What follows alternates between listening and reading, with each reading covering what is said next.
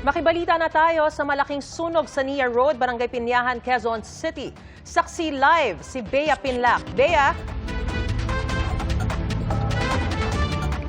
Maris, ganito kalaki ang sunog na patuloy na lumalamon sa ilang bahay dito sa Barangay Pinyahan, Quezon City. Umabot na sa ikalamang alarma ang sunog na sumiklab mag-alas 9 ngayong gabi. Napakaraming residente ang nagkalat dito sa labas ngayon. Nagkukumahog na isalba yung kanilang mga gamit.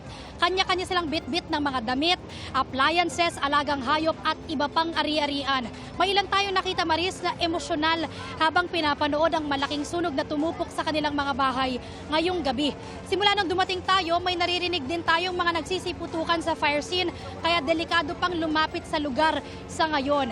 Inaalam pa natin sa BFP kung ilan ang pamilyang apektado, ang halaga ng pinsala at ang sanhi ng sunog. Sa ngayon, Maris, hindi muna madadaanan itong BIR Road at ang Nia Road dahil puno pa ito ng mga truck ng bumbero na abala sa pag-apula sa sunog. Para sa GMA Integrated News, ako si Bea Pinlac, ang inyong saksi. Mga kapuso, maging una sa saksi. Mag-subscribe sa GMA Integrated News sa YouTube para sa iba't ibang balita.